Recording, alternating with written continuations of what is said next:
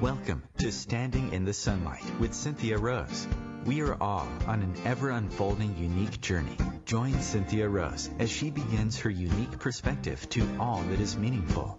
Topics and personalities that support your path, bringing inspiration and passion and heart-centered ways to live a more fulfilling life. A down-to-earth and uplifting sharing of what it means to be spiritual, creative, and living life to the fullest by standing in the sunlight. Born an intuitive medium, Cynthia Rose is also an ordained minister, singer, astrologer, educator, and writer. She has studied the intuitive and healing arts for over 40 years. Rise up and stand in your sunlight now with Cynthia Rose.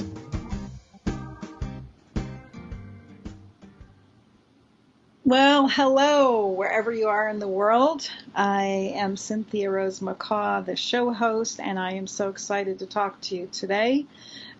Just to mention, if you want to connect with me, Brendan is monitoring Facebook under Cynthia Rose Medium Group.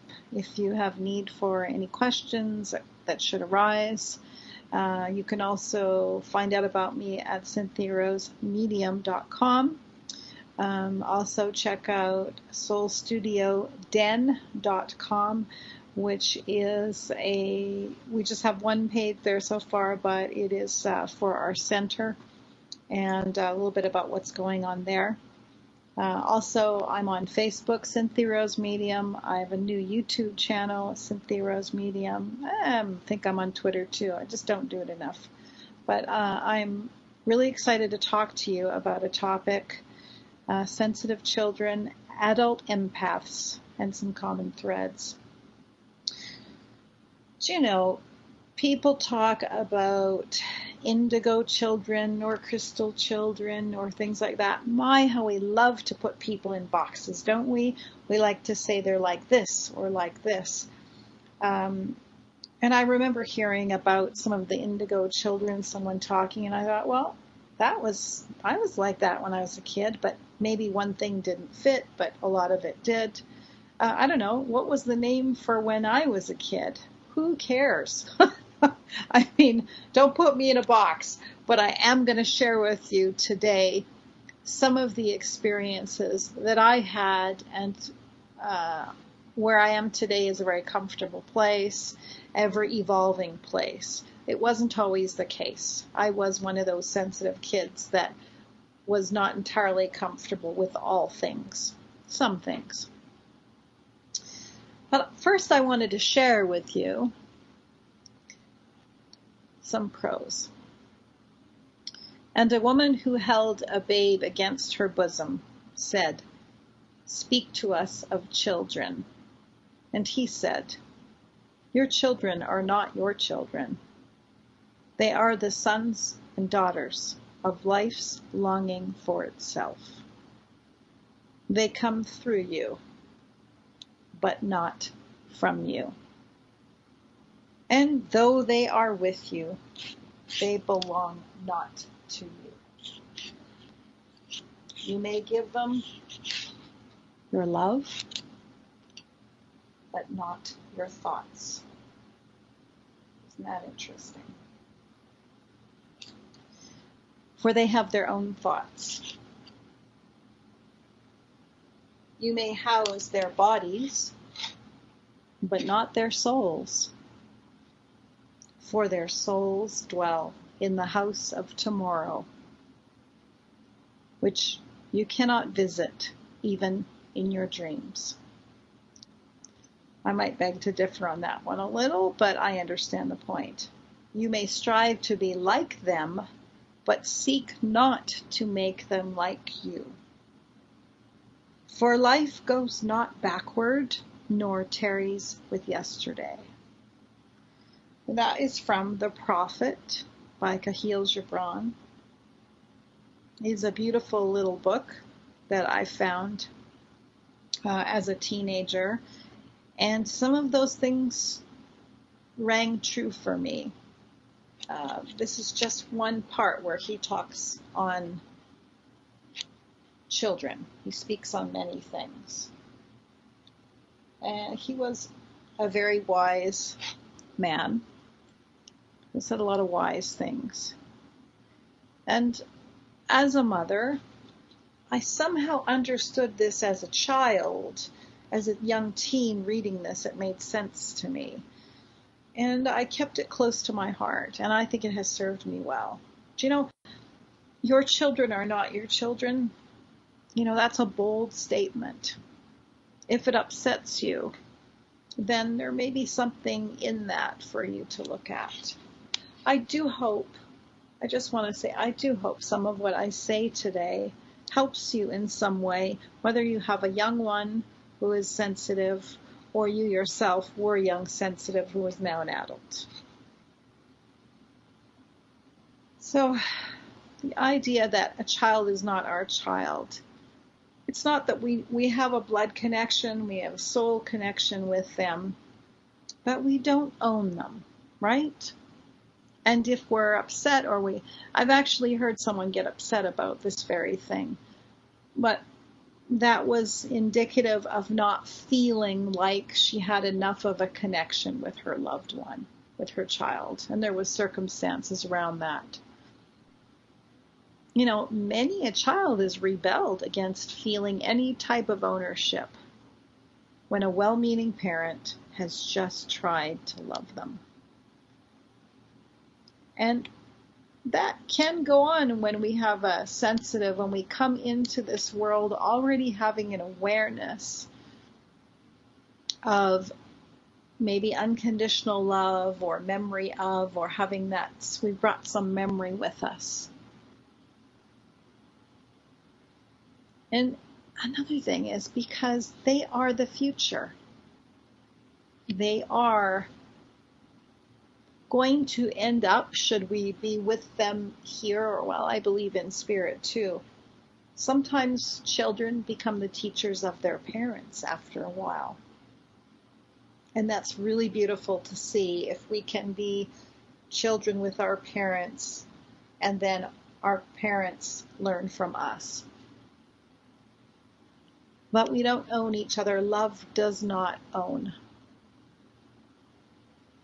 And why am I saying this? Because I think some of that is in there.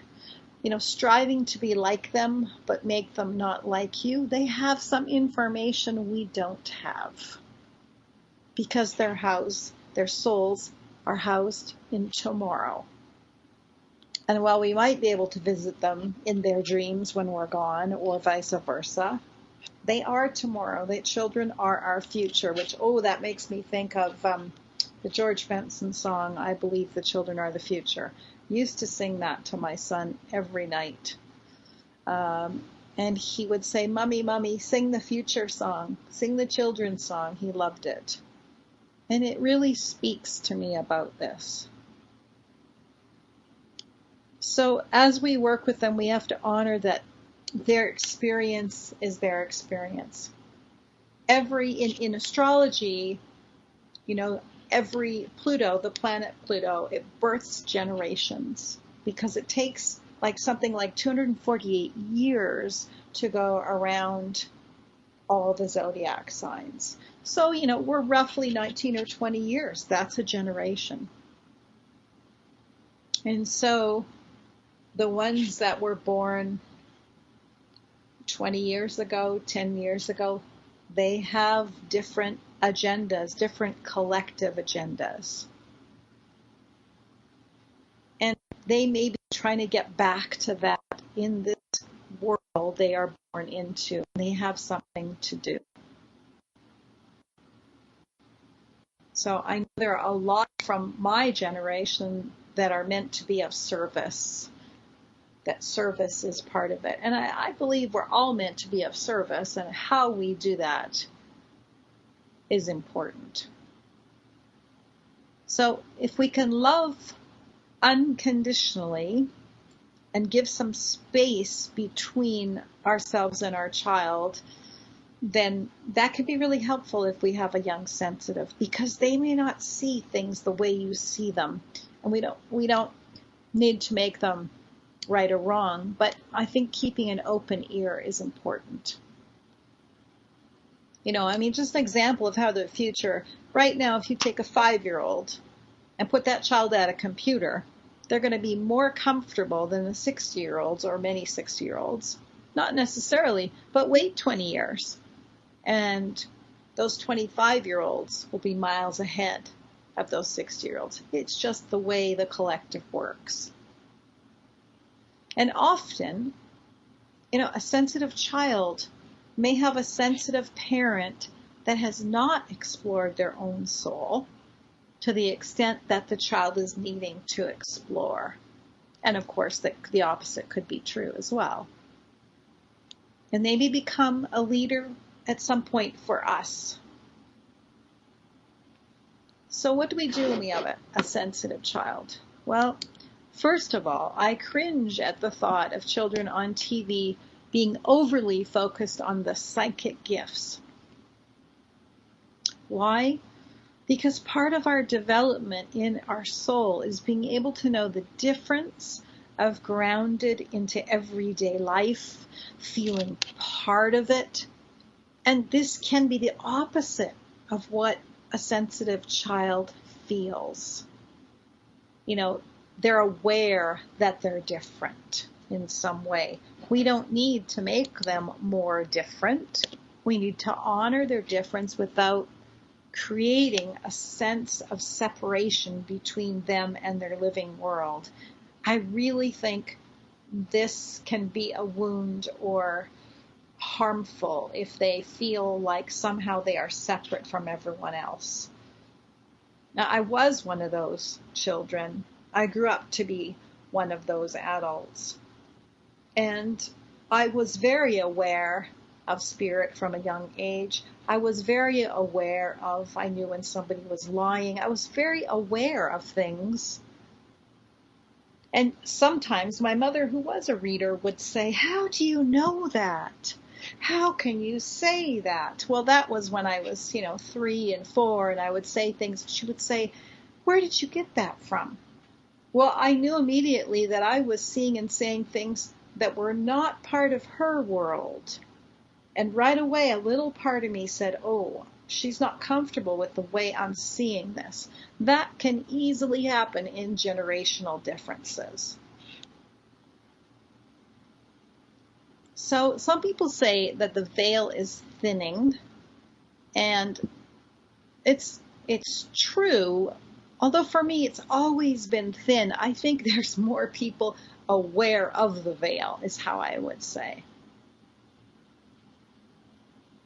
So if you have a child who is having difficulty with that, the first thing I want to say is listen. Now, when I was a little girl and I felt my grandfather with me, I heard his voice. It was no problem. He was protective. I knew he loved me.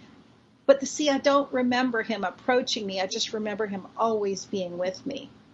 And we were Catholic. So if someone else approached me, I was aware that I wasn't supposed to talk to them. I was okay to talk to him. Isn't that funny? But that's the truth of it. And so I can remember, I can remember seeing a lady as a young girl. I was about 3, and I can remember seeing her and being a little freaked out by that. But seeing a spirit bear didn't freak me out whatsoever. And this is what you call objective seeing, or seeing outside of yourself instead of your mind's eye. I didn't like it so much. So for a long time that went away. Now the objective seeing kind of creeps in for me, but it's usually more subjective. So how do I deal with that? I would feel people around me, and I would wake up or not go to sleep. And I would say, "Mom, there's somebody in my room," and "Mom, I'm feeling them." And, my mom, meaning well, would say, "Don't worry about it and go to sleep." And bless her, love her, she was a great mom. It was difficult to not have anyone deal with that with me and say, "Well, what are they saying?" or "What's going on?" And so because of some of the religious or overtone of the collective of the time, I was not understanding what I was supposed to do with it, and I became afraid. it wasn't until I went through many experiences where I was afraid until I realized that it was okay. So, and I'm talking here more about spirit awareness, but you could also have a child, and I will get into this more after the break, but I also have a child who's naturally psychic to things. But I want to say the first thing we've got to do if we have a child who has these abilities or awarenesses, we want to allow them to be children. And I love that my mom let me be a child and didn't say, oh, okay, well, let's develop this, let's do this. Because we have to be our human life here. We can create wounds if we can't ground into our life here. You know, for many, exercise or physical activity helps them ground. I wasn't so athletic as a child, but I found swimming. And that was very, well, sort of grounding because you're floating in the water. But exercise was something that was maybe not natural to me or something, although I think it was very good for me. And sometimes that can be some resistance to grounding here in life. Maybe they've got some past life memories that they don't differentiate between here and there. They just don't know why. They've got this discomfort. And a soul like that is already bringing a clear agenda of something they want to work on. So the worst thing we want to do is block it or negate it. But day-to-day grounding can be so helpful. So I can hear that we're going to go to a break. When you come back, I will share some of the experiences, my perceptions, and how I was able to work with it. Thank you so much. We'll see you in a moment.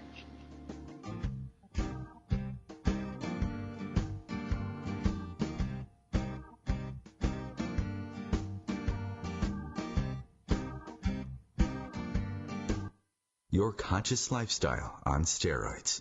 OMTimes Radio. IOM FM. OMTimes magazine is one of the leading online content providers of positivity, wellness, and personal empowerment. A philanthropic organization, their net proceeds are funneled to support worldwide charity initiatives via Humanity Healing International. Through their commitment to creating community and providing conscious content, they aspire to uplift humanity on a global scale. Connect at omtimes.com. OMTimes, creating a more conscious lifestyle.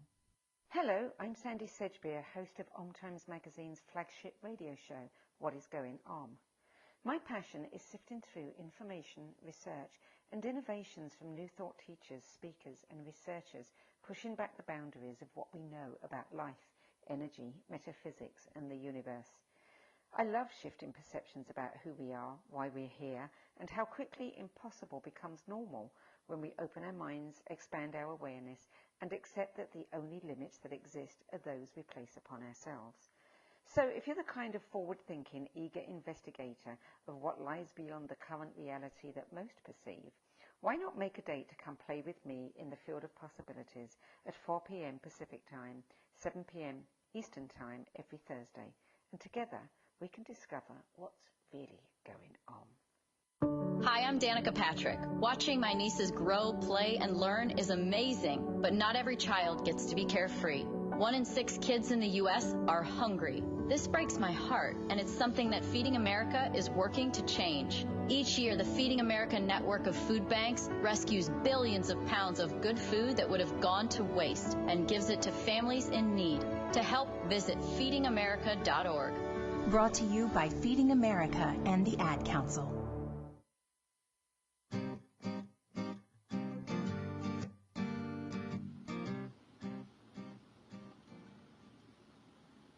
Okay, we're back. So, in helping a sensitive child. So I want to say that sometimes we think we're helping them, and we have to remember we can only do the best we can with sharing our experiences, what we know. But see, then there's that thing about giving them our thoughts. Honoring an experience of what's going on is really important. And yet no one exists alone.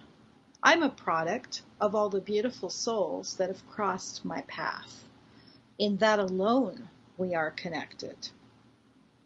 You are a part of me. I'm a part of you. I'm eternally grateful to, there's two people that really helped me during this time. Right around the time that I'd been having some really strong experiences for, I would say, 8 years, and I wasn't sure what to do. A mentor of mine had said, when you're aware of someone, then just put yourself in a white bubble of light. Just surround yourself in an egg-shaped white bubble of light. That worked to a point. It did work. But there still was a lot of fear in me, which I didn't recognize as being my fear. I just felt afraid. And I didn't know what to do with it.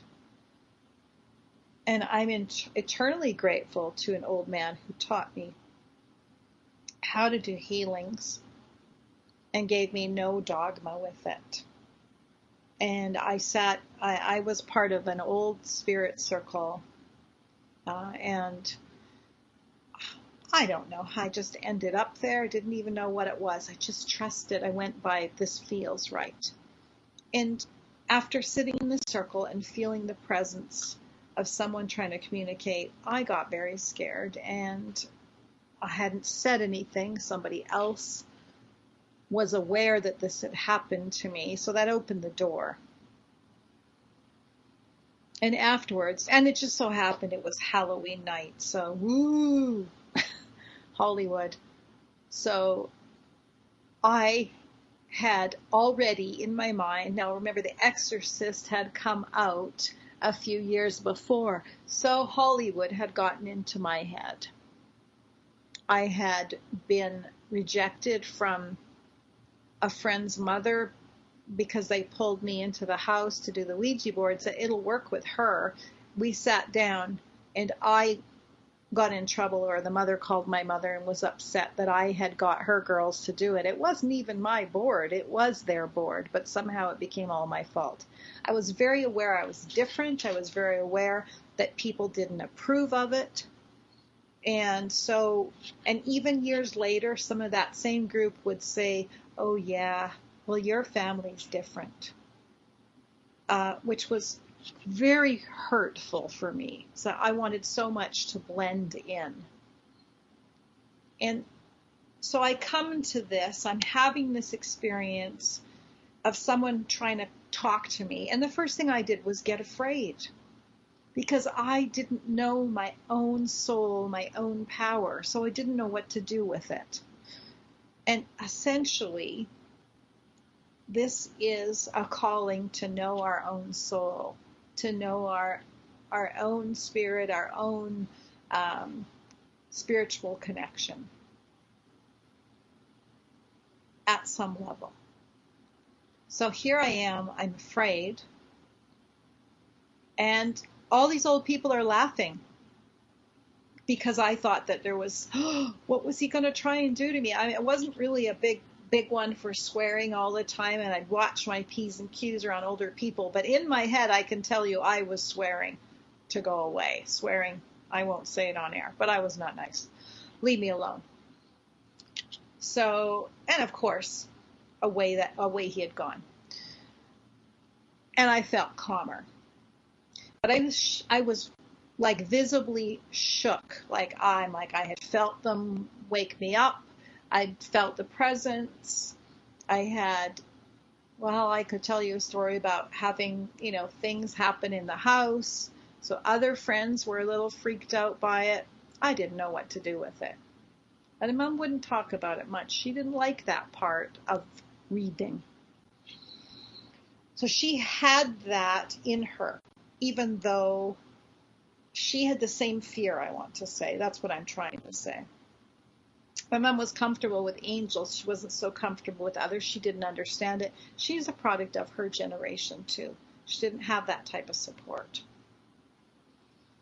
So here I am wondering what to do. The old man takes me aside and he sits me in a chair, and his shaky hand went up my spine. The most incredible energy poured into my auric field, calmed me, energized me. Now it's about 10 o'clock at night, I think, 9:30, 10 o'clock by the time I'm leaving, because it was like a 7 to 9 thing. And I'm filled with energy, like so much energy that I wasn't sure what to do with it all. And I don't think I slept because it was like I had just woken up. It was beautiful. And so when I went back the next week, and he kept saying, it's okay, dear, there's nothing to be afraid of. So when I went back next week, he said, do you want to learn that? He didn't say, here's the rules, here's what it is. He just taught it to me. And it was very comforting to me. And I started playing with it. I started offering it to friends. I had different ways of bringing it about. Friends would come over and say, oh, when I got here, I had a headache and I feel better. Or, gee, my stomachache is gone. And I would just kind of smile to myself and think, oh, good, it worked. So I was learning to play with that. The reason I bring that up is because a child who is a sensitive, I know from being a sensitive, needs to know their own healing power, needs to, as a safe way to find their way, is to know that. But a child, before the age of 12, they may, and I'm ballparking, nothing is exact, may naturally be ungrounded. If you watch little kids, they can be ungrounded in a second. It's natural. And then as they get into, I think probably around somewhere around 9 or 10, we start moving into a sense of the heaviness or reality of the world. And I think that's whenever that starts happening, then we need some way of coping with it. For me, I was around 9 when I started feeling this sense of maybe fantasy leaving and the reality. So the reality of somebody being with me was still there. I couldn't say it was fantasy. So I had it on two sides of me, if that makes any sense. So I found myself nervous, afraid to say anything. I knew I couldn't say anything at school. What do I say? And it wasn't until my teen years that I was able to get some training. And one of the most important things was, 1, learning about this healing. 2, my mom let me be a child and didn't push me to develop. I'll say more about that in a minute. And 3, I had somebody who I was able to call and say, I feel them around me right now. What do I do? And because I didn't hold my own presence and my own power and was so shy and not within my own power, I had somebody in my life encouraging me to do that. And if you have a sensitive child that way, then you might have to be that person for them to find some way of helping them find their power. One of the things that can be very useful and playful is a creative type of meditation with them. If they're younger, they may just fall in love with turtles, or they may just fall in love with a particular animal. That actually grounds them into this life, because that is a physical being on this side of life. And that may be very helpful. It's every child is unique and individual, so it's just a suggestion. For me, I spent a couple of years really loving the bear. I wanted to be the bear, having that spirit bear connection. I felt safe with the bear. It's what brings them to safety. But I really think that there may be memories there of a past life. They may not be able to articulate that. And you know what? They don't really have to either, because if they have some way of releasing the energy out of their space, then they are going to cope better. Because having psychic energy or this energy that is trying to find a way to direct itself, if it builds up within us, there can be an anxiety where we don't know what to do with it. Because energy is never meant to be blocked. Energy is meant to flow. Energy cannot be created or destroyed. It flows. So sometimes we have that sense of connection, our mind shuts it down, and then all of a sudden we are anxious. And anxious is a sense that we have maybe lost our space, that we don't feel in charge of our auric field, that we feel disempowered. Because I know that from the place of, and when I say the power, I'm not talking ego, I'm not talking a power like control. I'm talking about our true power. When we're in that state of being, we don't have fear.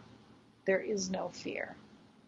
I never connect with somebody on the other side through fear. It's not possible.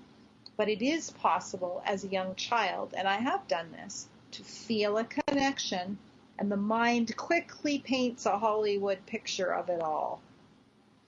Some things will trigger this.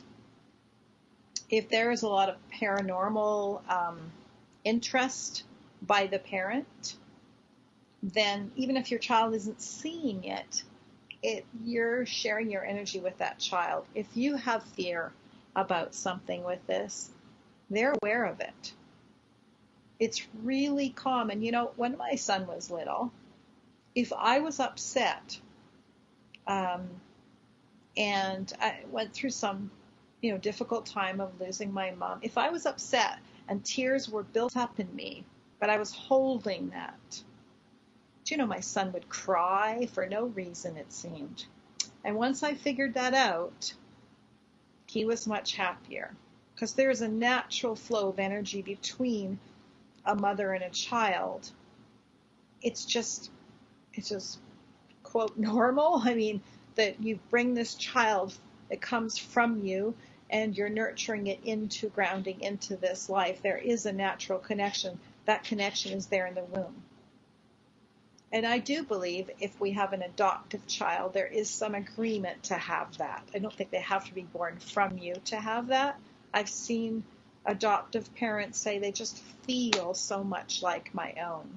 So there is some type of a spiritual agreement to have energy shared. And I've talked in previous shows about how I used to cry as a baby in an experience with my mother. So it's naturally true.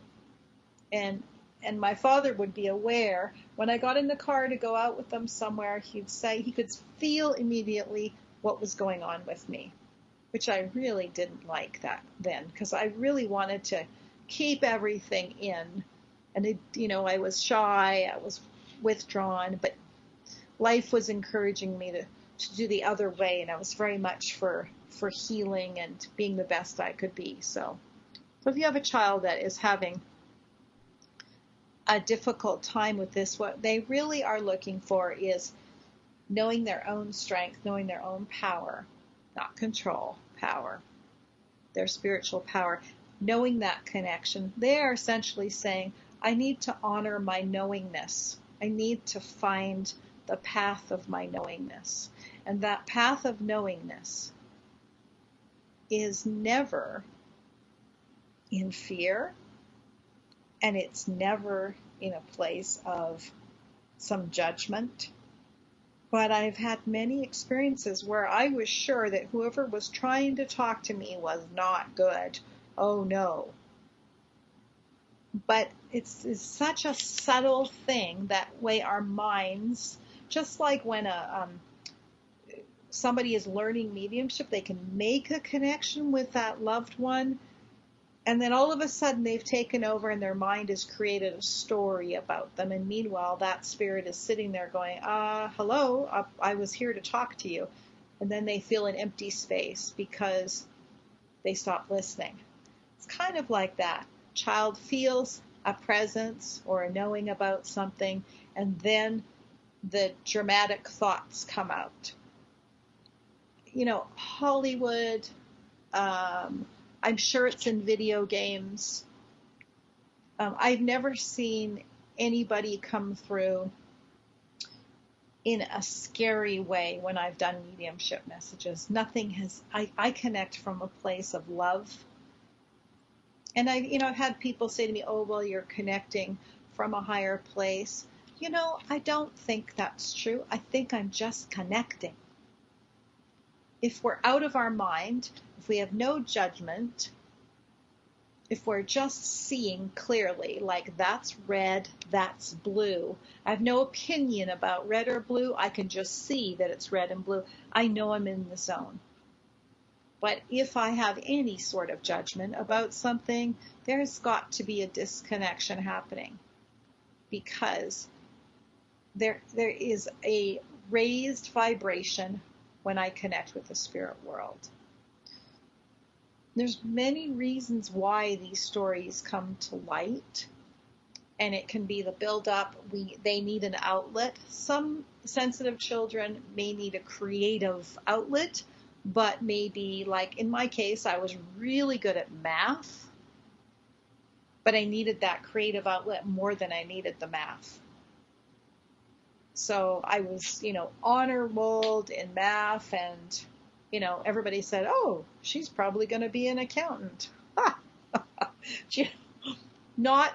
It was just something that I was able to do, and it was one part of my brain. But, I remember working with plaster and making it was like a lake with rocks around it and painting it.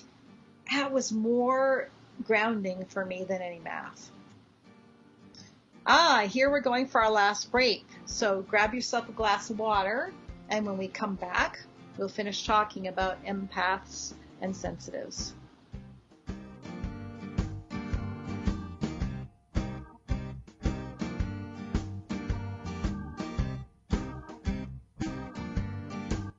Free your mind with OMTimes Radio, IOM FM. Ascending Hearts is no ordinary dating site, but a spiritual dating site with a purpose, to link you with your soulmate. We engineer the serendipity so you can trust that you will attune with someone that has the same matching vibration as you. Ascending Hearts, the conscious dating site for the spiritually aware. Try Ascending Hearts for free, ascendinghearts.com. Tune in to the Practical Intuitive, Mind, Body, Spirit for the Real World with me, host Robin Fritz, Mondays at 2 p.m. Pacific, 5 Eastern. I'll cover personal and business intuition, animal communication, mediumship, space clearing, past life regression, shamanic insights, energy healing, soul choice, and more, all to help you tap your own intuitive and healing skills. No ifs, ands, or buts. The average time a resume spends on an HR manager's desk is 7 seconds, and most of them are tossed aside. Now imagine if one of those resumes belonged to Yasmin, who was living in a shelter, juggling 3 jobs. I had to be resilient. That's something that you can't teach. We rely so much on a resume, yet it could never tell the full story of someone who had to be independent and take initiative. And that's how I handle every project I get. Discover new ways to develop great talent at gradsoflife.org. Brought to you by Grads of Life and the Ad Council.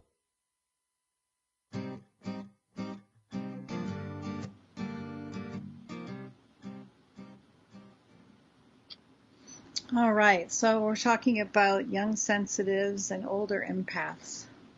So, I've had people ask me in classes, I teach a type of energy work to help people, I think they're mediumship essentials, healer essentials. But one of the things people have asked me is they say, well, I've used many different ways of maybe protecting their energy, and they still can't figure it out, and they still feel like it comes through.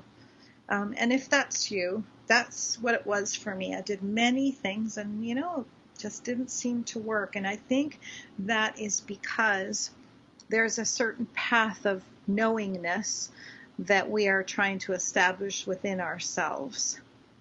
And that maybe the higher self does not want to have things outside of themselves.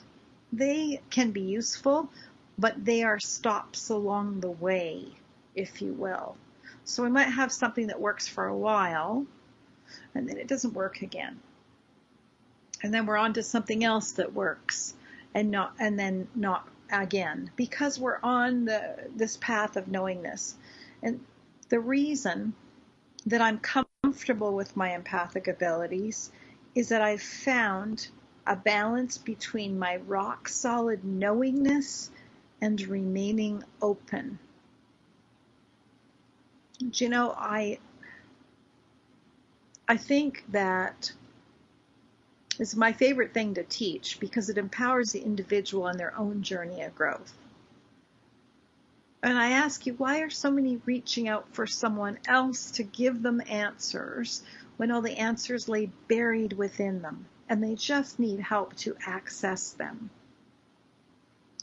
You know, and that being said, I have great respect for traditions, and I believe that as a collective, we are meant to take what we learn and move forward and evolve. And that is the generation that so many are feeling a certain different awareness. They are meant to learn and evolve so we can share our experiences with them, but not limit their thinking process. And I think there needs to be a balance of knowing one's gifts and honoring them. And the thing about intuitive abilities, or psychic or spiritual, is that not everybody uses them to be a reader because it's not everybody's path. Thank goodness for that. Do you know, I used to go and get my hair done from a lady, and she would say, "Oh, I wish I had your abilities." And I would look at her stunned and say, "But you do." And she said, "What do you mean?" I would say it to her, "You do." Finally, she said she was always doing me and another person, very, very busy. And I said, I think I'd been going to her for a couple of years. And I watched her, been around her a lot. And I said to her, "Do you know, your gift manifests that someone sits in your chair and you just know what will suit them." And she kind of leaned in a little closer and said, "Yeah." I said, "Yeah, you see people in their best light, what suits them the best." I said, "How often do people come to you and they're unhappy with their hair?" And she said, "Well, it doesn't really happen to me." I said, "That's because you're using your intuitive abilities as you do their hair. And I see you one day doing their hair, their makeup, their clothes, like helping people with how they look. Because you see people." Well, a couple years down the road, that's exactly what she was doing. She was giving people whatever kind of image business she was doing. Now, if she was not seeing them the way they are and trying to impose an image on them, then they would be uncomfortable with that, unless she was seeing something they already wanted. And you know, every time I went to see her, she would give me something that suited me. And I remember one time, I thought, "Oh, I feel like attention's going to get to me with this cut." And you know, it was a time in my life when I needed to work on my shyness. So I thought, okay, well, it's something for me to work on my self-consciousness with this. And so I want to say, with hairdressing, hairdressers are day makers, but a good hairstylist actually sees the best of you. And they may see you in the past and give you a haircut of the past that's somewhat comfortable for you for a reason, or they may see something that suits you now, knowing that you need to go. A good hairstylist has a vision that works with you. That is intuition working wonderfully. I know of medical professionals, doctors, nurses, other parts of medical profession that have used their intuitive sense to get, they just have a knowing to maybe look for some type of disease that existed in the family, or they just know it was there. They may not, the person might say, well, I'm adopted, I don't know anything, and they could be connecting with the spirit world saying, I think it's this, and they get the correct diagnosis. That's not on their business card. That's not in their office. They are using their abilities to serve in a different way. And that can be, all the way to, I can remember being a young waitress and having a young couple come in, and I chilled their glasses and I made everything very special for them. And another of the wait people said to me, well, why are you spending so much time on them? Because they're not going to tip you. I felt someone telling me to make it extra special, and I just listened. I just went, okay. So I went out of my way to do all these little extra special things. And at the end of the dinner, the lady was almost in tears, and she said, this was our engagement dinner, and we don't have money to tip you. We're very, very tight. But I just wanted to thank you from the bottom of my heart, because you've helped us create a memory for the rest of our life. And of course, that just touched my heart so deeply. And I listened. Yes, I was laughed at for spending all that time, but it was the right thing to do. It was what I felt in my heart that was supposed to do. I was using my intuition. And funny enough, they returned 2 months later. I think it was more like 2 months later. Wouldn't have anyone wait on them but me. And they had 20 people with them. And so the owner said, well, we'll put you in this lounge area, and we'll help you carry everything out, because they're going to leave if they don't get you. They came in, ordered a meal. They didn't even finish all their meal. It was like a quick meal after a baseball game or something, and they brought the whole team. Left me, $100 tip or some ridiculous amount of money for really no work. And that wasn't what my gift was. My gift was giving to them. But then I was waving this at somebody saying, look at that. So it always comes back to us in some way. And I'm not saying it's not tit for tat. What I'm saying is that we have to trust that our intuition will go where it needs to go. And so whatever a person does, they may use that. Your child might be an intuitive who ends up inventing something because they have access to that part of their mind. And how brilliant that would be to have new inventions coming. Because if you think about Einstein, that's what he was doing. If you think about Alexander Graham Bell, 300 tries to create a light bulb?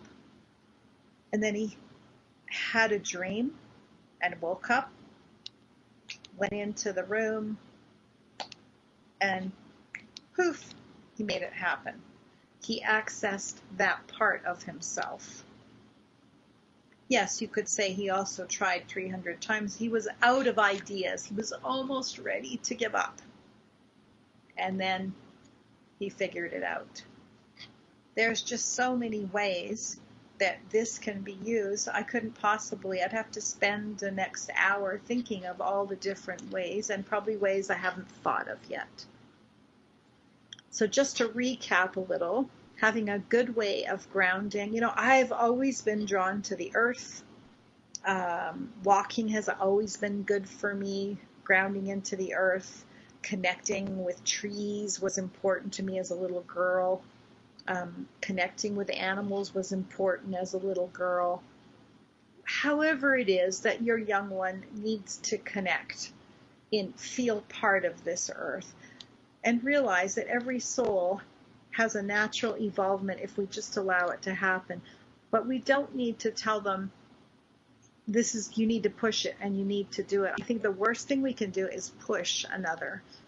Because even when I see mediums developing, readers developing, intuitives, the minute they start getting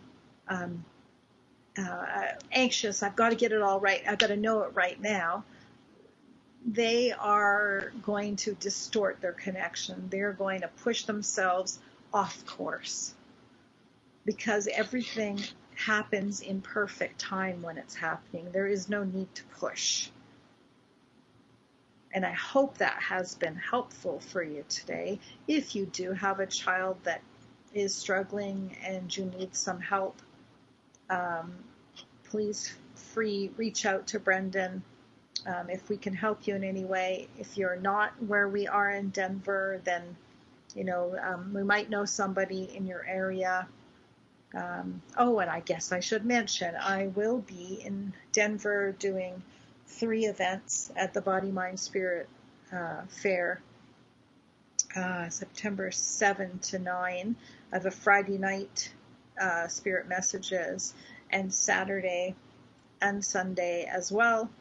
I'll be with another medium there, Kim Moore, so we'll be doing that on Saturday and Sunday. I'll be speaking about intuitive astrology, and I will be talking about healing, and I will also be talking about I think there's a section there where I talk about if you're wishing to study with me or learn with me, I'll answer questions and talk about that.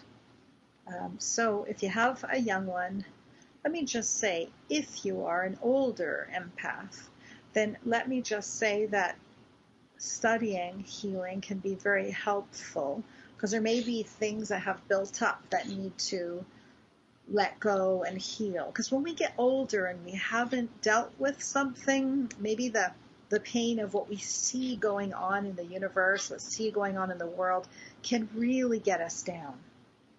And we can be fighting to try and keep our heart open. That's another thing I think young sensitive may be aware of, and older sensitives too. There's a thread between them. When another's heart is closed or pain, but how do we keep our hearts open when others' hearts are closed? That is the challenge. And I think as we get older, we become aware of more things in the world. If we don't have a way of doing this, then we need discipline for that. I've had many people share with me how they felt things their whole life, but they don't know what to do with that energy that they're feeling. And if this is you, then I encourage you, wherever you are, to learn and study. I do have online courses. I do have in-person courses. I will be coming to different areas of the country. They're just not all up on the website at present, but they are scheduled. So I do hope to meet you in person. And if you listen to the show, please, if you're listening, leave a comment. I think iTunes, YouTube, the replay on the OMTimes. I would love it if you'd leave me a comment, or love to hear from you. I hope this has been helpful for you or your younger one. And sometimes we just can't know what another is going through, but we can support them through it. And an empathic individual can get easily irritated or frustrated or angry, and we need ways to cope with that. For me, when I was younger and I felt that way, it was me not realizing what was going on in my space. I'd feel somebody else's pain, but there is I could do a whole other show on that. So please connect with me on Facebook, on the website. I'd love to see you online in a class. And if you have a child who's seeing or sensing the spirit world, it's best to deal with it and not bury it, but listen to them, but remind them that they are always in charge. When children are afraid, they think they're not in charge. They are always senior to that. I was always told, you have a body, you're in charge. But I still had to learn that, even though people said that to me. So I just want to say, because I was often ungrounded, I needed to ground in and realize I'm in charge here. So please empower them. They are in charge. There is no need for fear. But you can't tell them, don't be afraid, because if they are, they are. All we can do is empower them. It can also be that this is their path to understand their own power, their spiritual nature, and it's for them to really know it in this life. And they want to make sure, and they're at some time or place in their unfoldment, that they don't want to forget that the veil is thin. And they have some way that they will use these gifts, however they do. It's been my honor to speak with you this week. I hope you have a wonderful week, and I look forward to speaking with you next week. Much love.